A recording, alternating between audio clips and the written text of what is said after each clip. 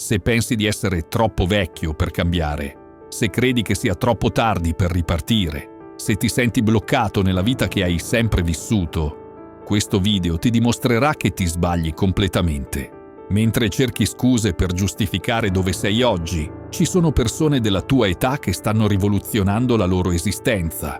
Ma prima di rivelarti il segreto che ha trasformato migliaia di vite, prima di condividere con te la strategia che anche tu puoi applicare da domani mattina, devi accettare una verità.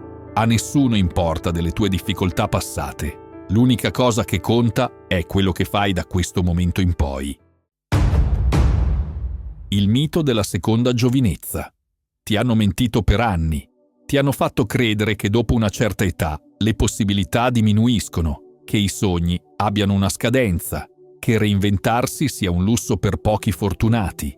Ma questa è la più grande bugia della società moderna. La verità? Le persone più realizzate che conosco hanno cambiato completamente direzione quando avevano già responsabilità, famiglia, mutui da pagare. Quando sembrava impossibile ricominciare. Epitteto insegnava: non dire che sei troppo vecchio per imparare, finché sei vivo puoi crescere. E aveva ragione. Il cervello umano mantiene la neuroplasticità per tutta la vita. Puoi letteralmente ricablare il tuo modo di pensare a qualsiasi età. Ti racconto di Maria, una mia amica. A 45 anni era segretaria in un ufficio, sposata con 2 figli adolescenti. Sentiva che la sua vita era già scritta: lavoro, famiglia, pensione. Ma dentro di lei bruciava ancora il sogno di diventare dietologa. Tutti le dicevano che era pazza. Ma come fai a 45 anni a rimetterti a studiare? E i soldi? E il tempo? E se non ce la fai? Lei ha ignorato tutto e tutti. Si è iscritta all'università, studiava dalle 5 alle 7 del mattino prima che la famiglia si svegliasse. 8 anni dopo, a 53 anni, ha aperto il suo studio privato. Oggi ha più pazienti di quanto riesca a seguire e guadagna il triplo di quando era impiegata. Ma soprattutto, la mattina si sveglia con la gioia di chi fa quello che ama. La differenza tra Maria e chi rimane bloccato: lei ha capito che il tempo passa comunque, che tra 10 anni sarebbe stata 10 anni più vecchia e con una laurea, oppure 10 anni più vecchia senza laurea. Ha scelto la prima opzione. Seneca scriveva: non conta quanti anni hai vissuto, ma come li hai vissuti. Tu come stai vivendo i tuoi anni? Stai crescendo o stai solo invecchiando? Ma aspetta, c'è qualcosa di ancora più potente che devi sapere su come trasformare davvero la tua vita. E te lo rivelerò nel prossimo capitolo. Prendi un foglio e scrivi 3 cose che hai sempre voluto fare, ma che hai rimandato pensando di essere troppo grande. Accanto a ognuna, scrivi il primo piccolo passo che potresti fare questa settimana per avvicinarti a quell'obiettivo. Non importa quanto piccolo sia il passo, l'importante è iniziare. La trappola del comfort apparente. Ecco il problema più grande che affligge le persone della nostra generazione. Siamo caduti nella trappola del comfort apparente. Ci siamo convinti che avere una routine stabile significhi essere al sicuro, ma in realtà stiamo lentamente morendo dentro. Marco Aurelio, l'uomo più potente del suo tempo, scriveva ogni mattina nei suoi diari per combattere proprio questa tentazione. Ogni giorno devo conquistare nuovamente me stesso, annotava, perché sapeva che il comfort è il nemico silenzioso della crescita. Hai mai fatto il calcolo di quante ore passi ogni giorno in attività che non ti fanno crescere di 1 millimetro? Serie TV, social media, lamentele con i colleghi, discussioni inutili sui problemi del mondo. Ore che potresti investire per costruire la versione migliore di te stesso. Ti faccio un esempio concreto. Giuseppe, un mio collega di 50 anni, lavorava come ragioniere da 25 anni. Stesso ufficio, stessa scrivania, stesse lamentele ogni giorno. Il lavoro non mi piace, diceva, ma ormai cosa posso fare? Un giorno gli chiedo: Giuseppe, se dovessi calcolare le ore che passi a lamentarti del tuo lavoro, quante sarebbero in un anno? Facciamo i conti insieme. 30 minuti al giorno di lamentele. In un anno fanno più di 180 ore. Sai cosa puoi imparare in 180 ore di studio concentrato? Una lingua straniera, le basi della programmazione, la contabilità avanzata, il marketing digitale. Giuseppe, invece, ha passato 180 ore a lamentarsi, rimanendo esattamente dove era l'anno prima. Ma la storia non finisce qui. 6 mesi fa Giuseppe ha avuto un risveglio. Ha deciso di trasformare il tempo delle lamentele in tempo di crescita. Ha iniziato a studiare Excel avanzato durante la pausa pranzo. Ha fatto corsi online di analisi finanziaria la sera invece di guardare il telegiornale. Risultato? 2 settimane fa è stato promosso responsabile del reparto con un aumento del 40%. Ma soprattutto, ora va al lavoro con energia diversa perché sa di avere valore da offrire. Epitteto diceva: nessuno può farti del male senza il tuo permesso. Il comfort che ti sta distruggendo lentamente esiste solo perché tu gli dai il permesso di esistere. Ogni momento che passi a lamentarti di quello che non va è un momento sottratto alla costruzione di quello che vuoi che vada bene. Seneca era chiaro su questo punto. Il tempo è la risorsa più preziosa che abbiamo, eppure la sprechiamo come se fosse infinita. Tu quanto tempo hai sprecato negli ultimi 6 mesi in attività che non ti hanno portato neanche un centimetro più vicino ai tuoi obiettivi?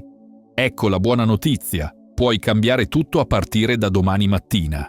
E nel capitolo che sta per arrivare ti mostrerò esattamente come fare, con una strategia che ha funzionato per migliaia di persone prima di te. Per una settimana tieni un diario del tempo. Ogni sera scrivi come hai speso le tue ore non lavorative. Dividi le attività in 3 categorie: crescita, studio, lettura, esercizio, mantenimento, pulizie, commissioni e spreco, lamentele, social senza scopo, TV passiva. Alla fine della settimana calcola quante ore hai dedicato a ognuna. Il risultato ti aprirà gli occhi. Il sistema della disciplina progressiva. Ora arriviamo al cuore del cambiamento. Come costruire una disciplina che non ti faccia crollare dopo 2 settimane, ma che diventi parte della tua identità per sempre. La maggior parte delle persone fallisce perché cerca di cambiare tutto in una volta. È come se una persona sedentaria decidesse di correre una maratona domani mattina. Risultato garantito: infortunio e abbandono. Marco Aurelio aveva capito qualcosa di fondamentale.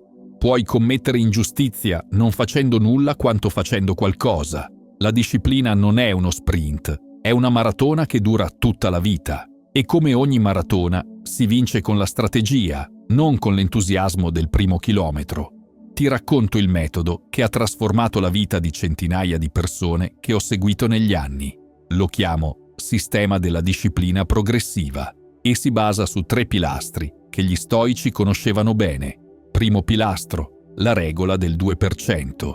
Seneca scriveva: ogni giorno e in ogni ora dovremmo crescere di un piccolo passo, non del 200%, ma del 2%. Miglioramenti così piccoli che il cervello non li percepisce come una minaccia. Conosci Anna? Dirigente di banca, madre di famiglia, sempre di corsa. Voleva rimettersi in forma ma non aveva tempo per la palestra. Le ho proposto la regola del 2%. Inizia con 2 minuti di esercizi al giorno. 2 minuti? Ma è ridicolo, mi ha detto. Perfetto, ho risposto. Se è ridicolo, significa che non avrai scuse per non farlo. Ha iniziato con 2 piegamenti e 2 addominali al mattino. Dopo 2 settimane erano diventati automatici, quindi abbiamo aggiunto altri 2 minuti. Oggi, 12 mesi dopo, Anna si allena 40 minuti al giorno senza sforzo. Ha perso 15 kg e ha più energia di quando aveva 20 anni. Ma soprattutto ha scoperto qualcosa di incredibile. La disciplina in un'area della vita si espande in tutte le altre aree. Secondo pilastro, l'accumulo composto. Epitteto insegnava che i piccoli atti quotidiani creano il carattere. È come l'interesse composto in banca. All'inizio i risultati sono invisibili, ma col tempo diventano esplosivi. Pensa a Roberto, operaio in fabbrica con il sogno di aprire un ristorante. Ogni giorno, durante la pausa pranzo, invece di giocare a carte con i colleghi, studiava ricette, guardava video di chef famosi, leggeva libri di gestione ristoranti. Tutti lo prendevano in giro. Roberto, ma cosa studi a fare? Rimani operaio come tutti noi. Lui continuava imperterrito, 30 minuti al giorno per 3 anni. Più di 500 ore di formazione gratuita, Quando l'azienda ha chiuso e tutti sono finiti in cassa integrazione, Roberto aveva già le competenze per aprire il suo locale. Oggi il suo ristorante ha 2 anni di prenotazioni e fattura più di quello che guadagnava in fabbrica in 5 anni. La differenza?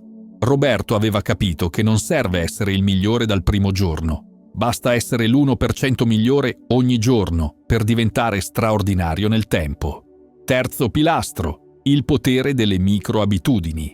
Marco Aurelio iniziava ogni giornata con lo stesso rituale. Si alzava prima dell'alba, scriveva i suoi pensieri, rifletteva sui principi che voleva incarnare quella giornata. Non erano grandi gesti, erano microabitudini che hanno formato il carattere dell'imperatore più saggio della storia.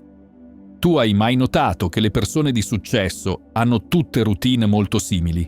Non è casualità. Hanno capito che la libertà nasce dalla struttura, non dal caos. Lascia che ti mostri come funziona nella pratica.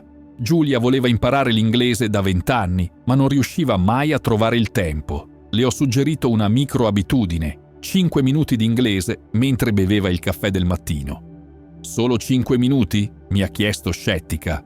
«Giulia», le ho risposto, «preferisci 5 minuti al giorno per 1 anno o 6 ore una volta al mese che poi salti perché non hai tempo?» Oggi Giulia parla inglese fluentemente e ha ottenuto una promozione in un'azienda multinazionale proprio grazie a questa competenza. Tutto è iniziato con 5 minuti e una tazza di caffè. Ma attenzione, c'è un segreto che la maggior parte delle persone non conosce sulla disciplina e lo rivelerò solo nel prossimo capitolo. Scegli una sola abitudine che vuoi sviluppare. Riducila al minimo assoluto. Se vuoi leggere di più, inizia con una pagina al giorno. Se vuoi fare esercizio, inizia con 2 minuti. Se vuoi imparare qualcosa di nuovo, inizia con 5 minuti. Fallo per 21 giorni consecutivi, poi aumenta gradualmente. Ricorda, meglio piccolo e costante che grande e intermittente. L'alchimia del dolore trasformativo. Adesso ti devo dire qualcosa che forse ti farà male, ma che cambierà per sempre il tuo rapporto con le difficoltà. Il dolore non è il tuo nemico. Il dolore è il tuo più grande maestro. Gli stoici lo avevano capito 2000 anni fa. Marco Aurelio ha perso 13 figli e continuava a governare un impero. Epitteto è nato schiavo e storpio, eppure ha creato una filosofia di libertà totale. Seneca ha visto confiscare tutte le sue ricchezze e alla fine è stato costretto al suicidio, ma non ha mai smesso di insegnare la saggezza. Cosa avevano capito che noi abbiamo dimenticato? Che il dolore tempra l'anima come il fuoco tempra l'acciaio. Senza pressione non c'è diamante, senza resistenza non c'è muscolo, senza sfida non c'è crescita. Ma aspetta, non sto dicendo che devi cercare la sofferenza. Sto dicendo che quando arriva, e arriva sempre, puoi scegliere se essere una vittima o un alchimista. Puoi scegliere se farti distruggere o se usarla come carburante per diventare più forte. Ti racconto la storia di Elena, una donna che conosco da anni. A 40 anni ha scoperto che suo marito la tradiva da 5 anni. Il mondo le è crollato addosso. Aveva dedicato tutta la sua vita alla famiglia, non aveva una carriera propria, non aveva indipendenza economica. Per 6 mesi è rimasta paralizzata dal dolore. Piangeva, si disperava, si chiedeva dove avesse sbagliato. Poi un giorno mi ha chiamato e mi ha detto: «Basta, ho deciso. Questa sofferenza o mi distrugge o mi ricostruisce più forte di prima». Ha iniziato a studiare psicologia, il campo che l'aveva sempre affascinata ma che aveva abbandonato per la famiglia. Ha divorziato, ha preso un piccolo appartamento, ha iniziato a ricostruirsi da zero. È stato durissimo. Studiava di notte dopo aver messo a letto i figli, lavorava part-time per mantenersi. Alcuni giorni non sapeva come arrivare a fine mese. Ma sai cosa è successo? Quel dolore l'ha trasformata in una persona completamente diversa, più forte, più determinata, più consapevole del suo valore. Oggi Elena è una psicoterapeuta affermata, ha uno studio sempre pieno di pazienti e guadagna più di quanto guadagnava la famiglia prima del divorzio. Mi ha detto una cosa che non dimenticherò mai. Il tradimento di mio marito è stata la cosa peggiore e migliore che mi sia mai capitata. Peggiore perché mi ha distrutto. Migliore perché dalla distruzione è nata una versione di me che non sapevo nemmeno di poter essere. Epitteto diceva: è impossibile per un uomo imparare quello che crede di sapere già. Il dolore ha questo potere magico, distrugge le tue certezze, demolisce le tue illusioni, ti costringe a vedere la realtà per quello che è. E solo quando vedi la realtà puoi iniziare a cambiarla. C'è un altro livello di questa trasformazione che devi conoscere. Seneca parlava di memento mori. Ricordati che devi morire, non per essere morbosi, ma per ricordarci che il tempo è limitato e prezioso. Ogni dolore che vivi è anche un promemoria. La vita è fragile, il tempo passa, non puoi permetterti di sprecarlo in mediocrità. Ogni crisi è un'opportunità di rinascita se hai il coraggio di coglierla. Conosci la storia del bambù giapponese? Per i primi 4 anni, dopo averlo piantato, non succede nulla, nessuna crescita visibile, ma nel 5° anno cresce di 30 metri in 6 mesi. Cosa è successo nei primi 4 anni? Il bambù stava sviluppando le radici, creando le fondamenta per la crescita esplosiva che sarebbe arrivata. Il tuo dolore spesso è come quei primi 4 anni del bambù. Stai sviluppando radici di resilienza che non sapevi di avere. Stai costruendo una forza interiore che ti servirà per il resto della vita. Ma attenzione, perché nel prossimo capitolo ti mostrerò come alcuni tipi di dolore sono in realtà autolesionismo mascherato da crescita. Pensa all'ultima grande difficoltà che hai affrontato. Scrivi 3 lezioni concrete che hai imparato da quell'esperienza e 3 capacità che hai sviluppato superandola. Poi chiediti, senza quel dolore, avresti mai scoperto di avere quelle capacità? Usa questa consapevolezza per affrontare diversamente le sfide future. Le differenze tra vittime e vincitori. Ora ti svelo un segreto che separa definitivamente chi rimane bloccato nella mediocrità da chi costruisce una vita straordinaria. Non è il talento, non è la fortuna, non sono nemmeno le circostanze di partenza. È una sola cosa, il modo in cui interpreti quello che ti succede. Marco Aurelio lo diceva così: puoi essere infelice per le tue idee su una cosa quanto per la cosa stessa. 2 persone possono vivere lo stesso identico evento e reagire in modi completamente opposti. Una esce distrutta, l'altra esce più forte. Qual è la differenza? Il loro dialogo interno, le storie che si raccontano, il significato che danno a quello che è successo. Ti faccio un esempio pratico. 2 colleghi della stessa azienda vengono licenziati lo stesso giorno dopo una ristrutturazione. Stessa età, stessa esperienza, stesse competenze, stessa situazione familiare. Il primo si dice: è la fine. A questa età, chi mi assume più? Sono troppo vecchio, il mercato è difficile, non troverò mai niente di altrettanto buono. Si chiude in casa, si deprime, manda curriculum senza convinzione. Dopo 2 anni è ancora disoccupato e sempre più amareggiato. Il secondo si dice: questa è un'opportunità. Per anni ho fatto lo stesso lavoro, ora posso reinventarmi. Ho esperienza e maturità che molti giovani non hanno. Si forma su nuove competenze, rete di contatti, si propone anche per ruoli diversi da quello che faceva prima. Dopo 6 mesi ha trovato un lavoro migliore del precedente, con più responsabilità e uno stipendio maggiore. Stessa situazione, risultati opposti. La differenza?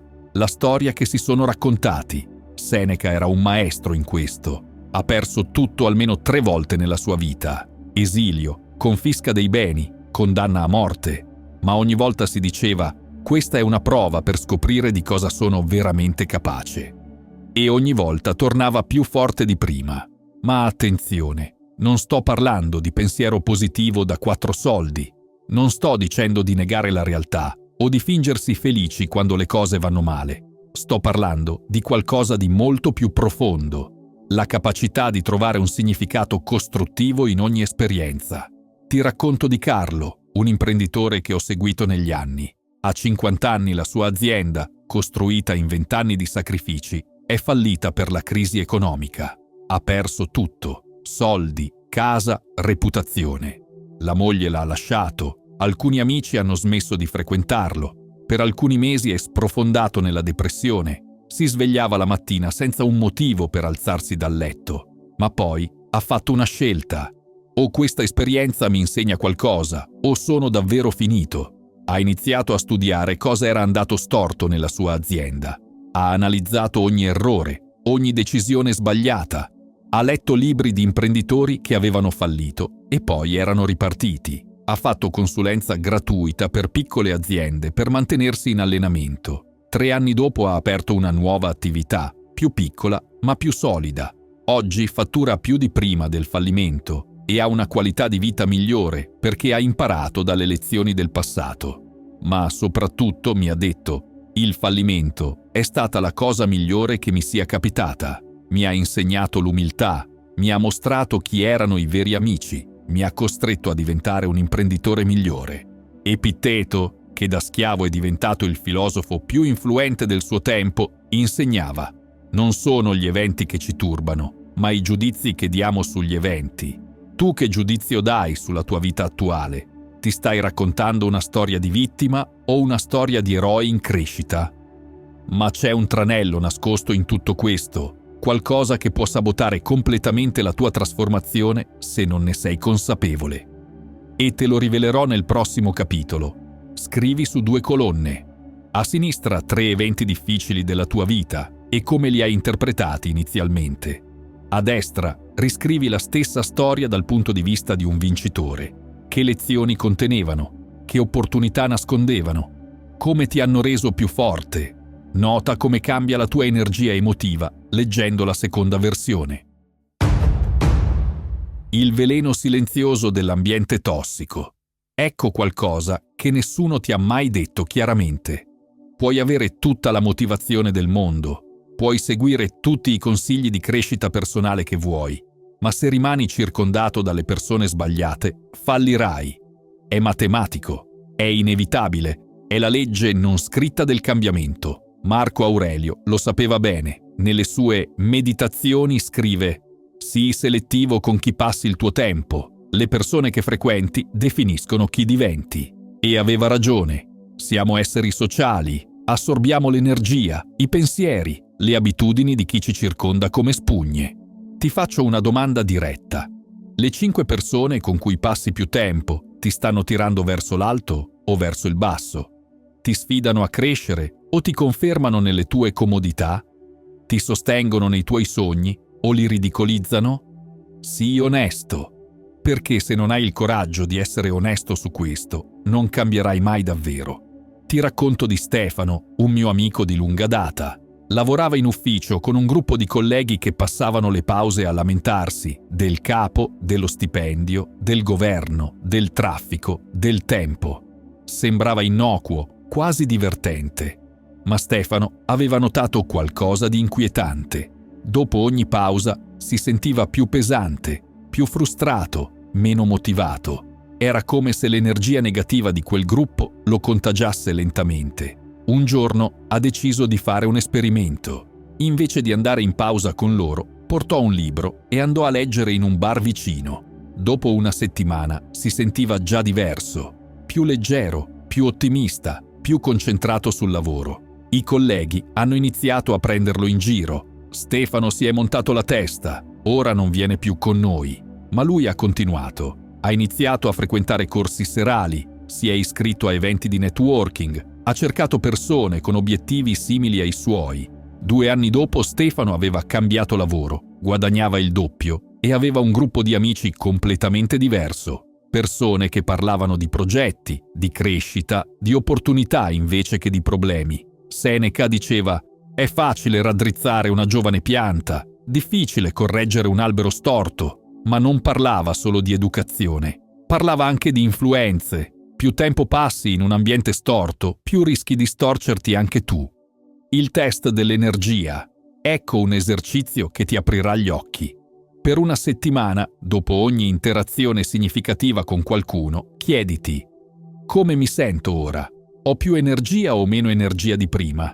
Noterai che alcune persone ti danno energia. Dopo averci parlato ti senti più motivato, più positivo, più pieno di idee.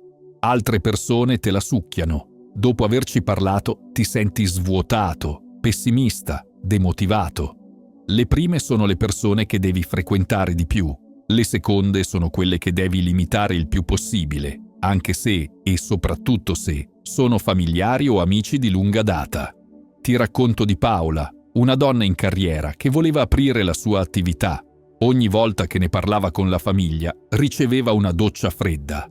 Ma sei matta? Lasci un posto fisso per inseguire i sogni, alla tua età, con i tempi che corrono. Paola ha iniziato a dubitare di se stessa.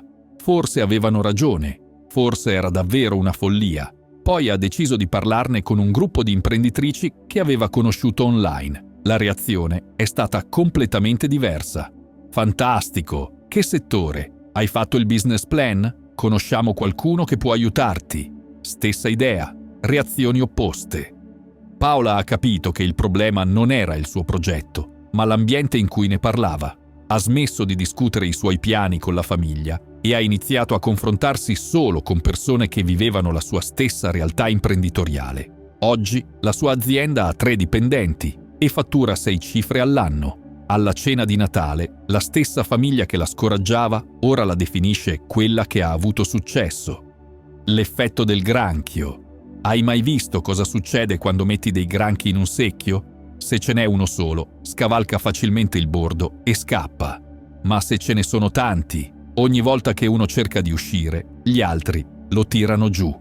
Questo succede anche con gli esseri umani. Molte persone, consciamente o inconsciamente, sabotano chi cerca di crescere perché la sua crescita evidenzia la loro stagnazione. Epitteto, che è passato dall'essere schiavo all'essere il filosofo più influente di Roma, sapeva bene questo meccanismo. Quando decidi di crescere, preparati alla resistenza di chi preferisce rimanere dove è, ma non puoi permettere che la paura di ferire qualcuno o di essere giudicato ti tenga prigioniero della mediocrità. Fai una lista delle 10 persone con cui passi più tempo. Accanto a ognuna scrivi se ti dà energia, più, o te la toglie, meno. Poi fai 2 liste. Persone da frequentare di più e persone da limitare. Nei prossimi 30 giorni aumenta del 50% il tempo con il primo gruppo e diminuisci del 50% il tempo con il secondo. Se hai trovato valore in queste parole, ti piacerà uno di questi video.